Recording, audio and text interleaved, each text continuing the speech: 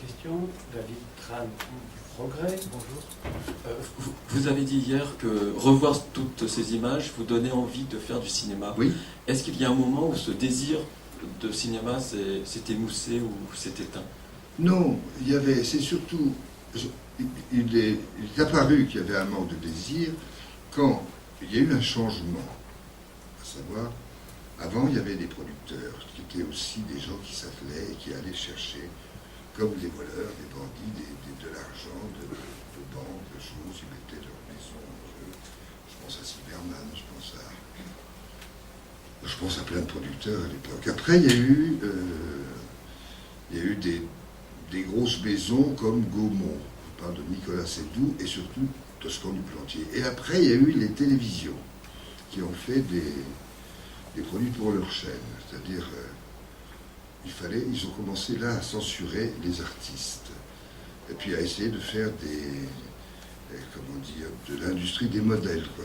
Non, ça peut pas passer, ça passe. Ça fait un peu ce qui se passe dans les pays où il y a la censure.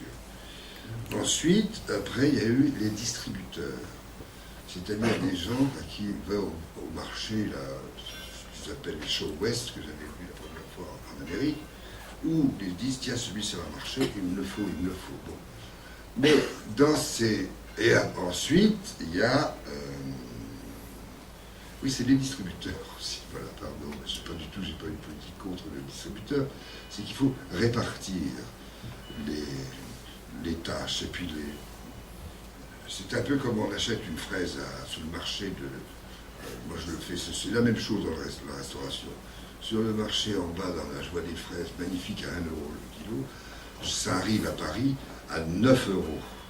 Pour faire une petite marche, je suis obligé de les vendre 9,50 €. C'est pas pour gagner, c'est simplement que je l'ai vu. Alors, où je prends le camion et je fais tout, mais il y a quand même des sucrages, il se sucre beaucoup au passage partout. Donc, le cinéma a changé, parce que la télévision était demandeur de films.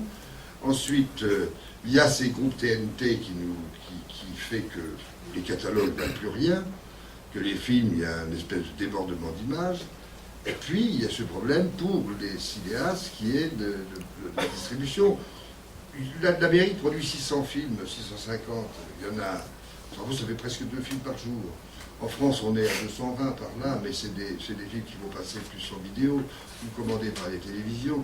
Donc là, cette crise que j'ai eue, cette crise, c'est plutôt une espèce de dégoût, parce qu'il fallait se resituer dans une économie. Parce que, à partir du moment où il y a ces problèmes-là, le produit est mauvais, puisque les gens s'alignent sur... ils vont s'aligner, ils vont respecter les censures de chacun. Je ne pense pas que dans les années d'aujourd'hui, Buñuel pourrait faire le chien andalou. Je ne pense pas qu'on pourrait refaire les valseuses maintenant. Il y a des tas de films qu'on ne pourrait plus refaire. La preuve, c'est que Isabella Rossellini envoie Casablanca à des studios en changeant les noms. Ils ont envoyé, ils disent non, ça ne fera pas une thune. Non, mais c'est quand même... Alors donc, ces gens qui sortent des grandes écoles et qui font des programmations, après, maintenant, il y a Internet, donc ils sont un peu plantés là-dessus, parce que alors là, non seulement le cinéma, mais tout le monde est planté avec Internet. Alors, on peut faire ce qu'on veut. On peut même pisser dans un avion. Devant tout le monde, la claquette à l'air. Hein. Alors ça, on fait ce qu'on veut. Bon, donc là, il y a plantation. Alors, le petit ennui que j'ai eu, c'était ça. C'était où on allait là-dedans, quoi. Et comme on ne peut pas pas les cacher, parce que les cacher, encore une fois, je fais du cinéma pour parler. Je n'amasse pas mes machins, non. Je suis toujours intéressé par la pêche, j'ai acheté une poissonnerie, parce que j'adore les pêcheurs. J'essaye de trouver comme une sorte de compagnonnage dans tout ce qu'on vit, parce que comme la vie est intéressante et les gens qui s'intéressent à leurs choses, moi, il n'y a que les gens qui s'intéressent à quelque chose qui m'intéressent. Voilà. Le reste, je ne sais pas, mais je n'ai pas envie de les massacrer. Alors cette ce glissade vers un ennui, une fatigue, c'était ça. C'était d'arriver à essayer de convaincre, après que j'ai fait tous ces films, que je me sois servi de la télévision pour adapter Dumas, Balzac, Les Misérables, alors qu'on l'avait 10 000 fois adapté. J'ai toujours pensé que le conte de Monte Cristo, en 2 heures, on ne peut pas le raconter. La télévision était un moyen fabuleux pour faire 8 heures. D'ailleurs, ils l'ont compris, les Américains, avec les séries, qui sont toujours les mêmes maintenant en Amérique, c'est le terroriste. Voilà, on va faire sauter l'hôtel, il y a des bombes partout, allons-y. Mais maintenant, ils cherchent à faire, les télévisions cherchent à faire. Alors voilà ce qu'on vous dit. On voudrait faire autant n'importe le vent, mais sans la guerre. Démerdez-vous. Alors, ça, c'est quand même les décideurs qui sont là. Maintenant, les mecs qui envoyaient le pognon dans les télés, ils viennent sur Internet. Et c'est comme ça qu'ils font leur blog. Bon, nous, quand on s'est amusé à faire la parodie avec Édouard sur la piste, on a fait 1 million. Les mecs, ils ont pris un paquet de pognon, nous, on s'en fout. Mais ils sont là, à l'affût, les tueurs. C'est tout. Donc ça, c'est ce qui fait un petit peu un glissement un peu dégueulasse. Voilà. Mais ça c'est dommage, parce que quand on coupe, on vit.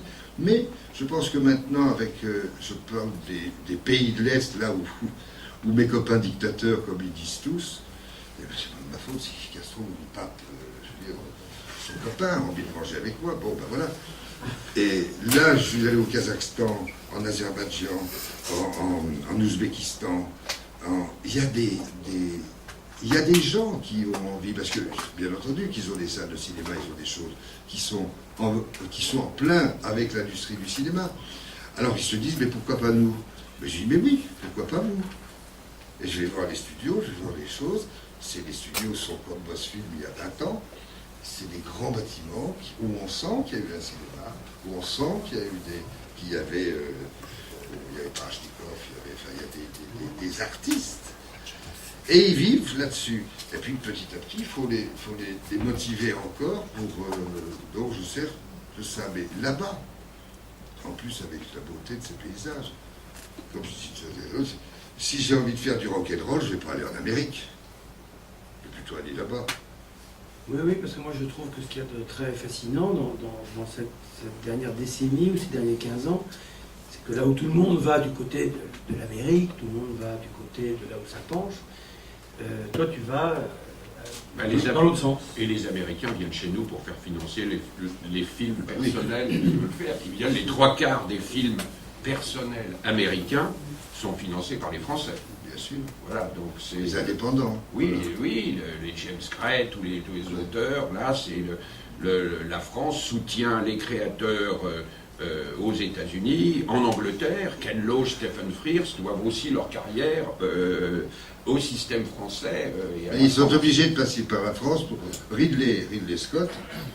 C'est quand même lui qui a fait le box-office d'Hollywood. Avec les 2 frères Scott, ils l'ont fait pendant 10 ans. Oui. Les plus gros succès de box-office avec des films qu'on aime ou qu'on n'aime pas, mais il y a une telle énergie. Et puis, chez la mère de Ridley Scott, parce qu'elle a 101 ans, elle est toute petite, elle lui mène à la baguette.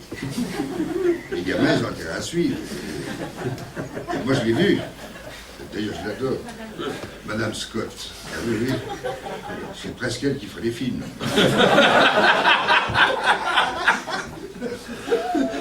Non, mais c'est... D'ailleurs, il reconnaissent les James Avery, Marguerite, tous ces gens-là. Oui. Mais toi, tu vas toujours chercher des horizons lointains et nouveaux. Oui, nouveaux, mais c'est-à-dire que avec Ridley, on a essayé de retourner ensemble là-dessus. On n'a pas pu, parce que j'avais des choses, et puis bon, je ne parle pas anglais, je ne suis pas américain, je ne vais pas m'amuser à... Il y a des acteurs français qui sont persuadés qu'ils peuvent faire une carrière aux États-Unis. Oui, on ne contredit pas. On va pas s'amuser à les contredire. Voilà. Et donc, il y a même des cinéastes aussi.